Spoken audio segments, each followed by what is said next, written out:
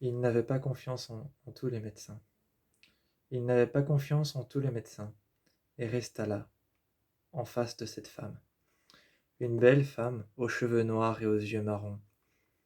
Des yeux marrons brun noisette. Il lui expliquait qu'il n'avait pas confiance en tous les médecins qu'il avait consultés, tous les médecins auxquels il avait dû faire face, tous les médecins qu'il avait dû voir, toutes les femmes qu'il avait pu voir sur cette plage étaient plus beaux, plus belles, avaient une personnalité, étaient sympathiques et prudentes avec la mer. Il expliqua à cette femme, aux longs cheveux noirs et lisses, et aux cheveux bruns, brun noisette, qu'il n'avait plus confiance aux médecins. Les médecins disaient qu'il ne pouvait pas aller se baigner, qu'il pouvait juste marcher sur le bord de la mer, qu'il pouvait juste marcher sur le bord de la mer, les pieds dans l'eau. Il pouvait juste se poser, les pieds dans l'eau, et sentir les vagues arriver jusqu'à ses mains. C'est tout ce qu'il pouvait faire. Il expliquait à cette fille qu'il l'emmena derrière la maison. Derrière la maison, cette fille l'emmena à une grande maison blanche. Et dans cette grande maison blanche, il y avait une table qui avait été préparée. Il n'y avait personne à l'intérieur. Il n'y avait personne à l'intérieur, mais pourtant il avait l'impression d'être observé, l'impression qu'il y avait déjà eu du vécu. Et il était rentré à l'intérieur. Il y avait une table sur cette grande table en bois sur laquelle il y avait de la poussière. Il y avait de la poussière sur cette grande table en bois. Il la regardait d'un air suspect, et demanda alors à la fille si quelqu'un avait déjà vécu ici. La fille lui expliqua qu'il n'y avait pas eu de vécu, que personne n'avait vécu ici. À cet instant-là, il mit sa main sur la table et Spencer s'était assis à l'une des chaises. Spencer s'était assis à l'une des chaises et retira une des chaises de la table.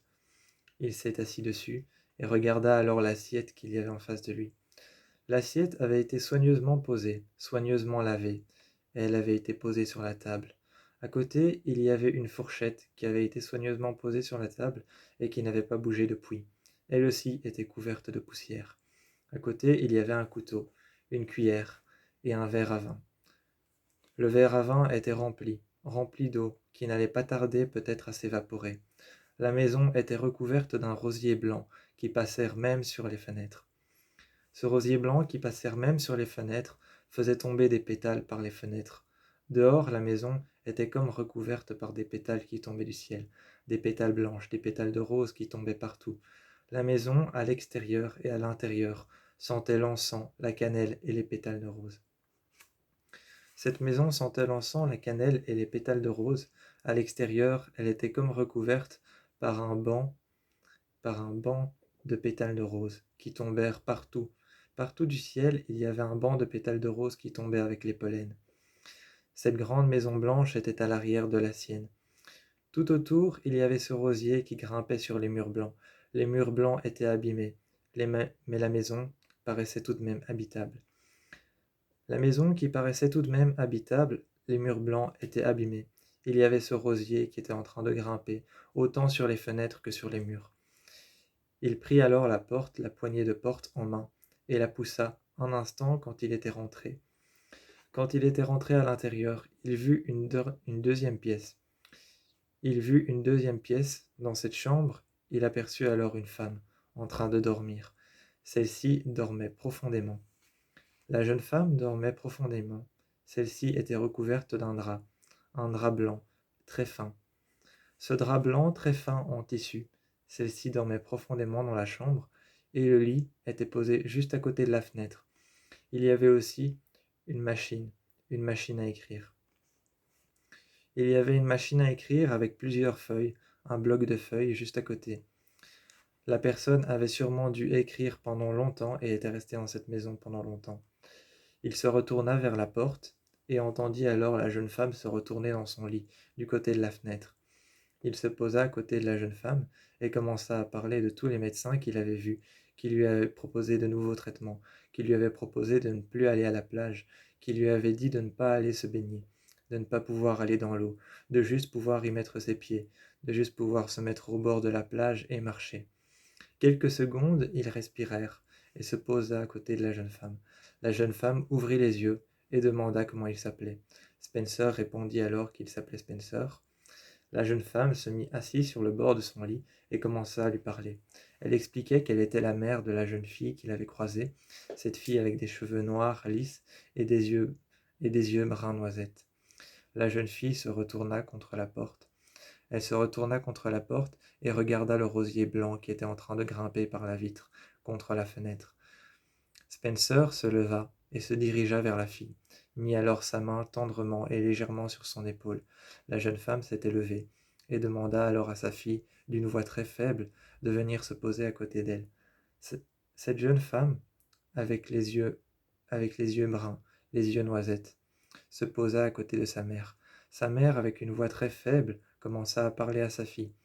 Spencer demanda à la jeune femme s'il voulait qu'il sorte. La jeune fille ne répondit pas. Elle se tourna tout simplement vers le visage de sa mère. Sa mère s'est mise alors à parler, lui expliquant une histoire de famille sur une clé qui avait disparu. Elle lui expliqua alors une histoire de famille sur une clé, un trousseau de clés qui avait disparu, et une boîte. Spencer était resté de l'autre côté, à la porte. Spencer s'était assis contre la porte et restèrent de l'autre côté dans le couloir, et il entendait une histoire de famille, entre la mère de cette fille aux cheveux noirs et aux yeux noisettes. Entre cette fille qu'il avait croisée à la plage, aux cheveux noirs et lisses et aux yeux brun noisette, et entre sa mère qui, elle, dormait, auquel il n'avait pas vu le visage, il ne savait pas comment était sa mère, certainement comme sa fille, avec des yeux brun noisette, un beau visage très lisse, un visage ovale, rond peut-être. Un visage ovale ou rond peut-être, des yeux brun noisette et peut-être des cheveux lisses, aussi lisses que sa fille et aussi noirs que sa fille. Elles restèrent dans le lit un instant, et il écoutait la conversation à l'extérieur dans le couloir.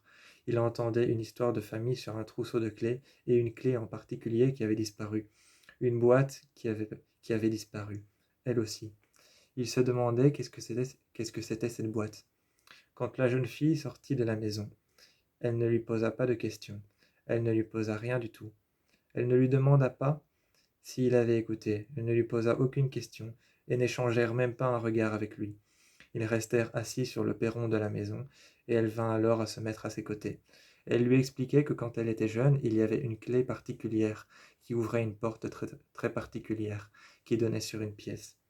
La pièce aussi elle-même était particulière et renfermait des secrets lourds pour la famille. Et à l'intérieur, il y avait un coffre dans lequel il y avait des photos. La mère de cette jeune fille voulait retrouver les photos. Je ne lui ai pas posé de questions, je n'ai pas échangé de regard avec elle, je n'ai pas essayé de lui soutirer je n'ai pas essayé de lui soutirer un sourire, je n'ai pas essayé de la faire rire ou quoi que ce soit. Nous sommes repartis sur le bord de la plage. Une fois arrivée chez moi, elle m'a souri, m'a fait un signe de la main, et ensuite elle est partie.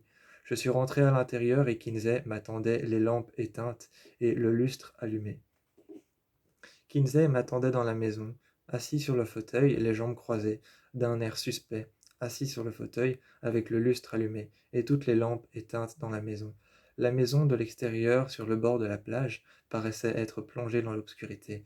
Mais non, seul le lustre était allumé, et Kinsey était les jambes croisées, d'un air suspect en train de me regarder, assis sur le fauteuil.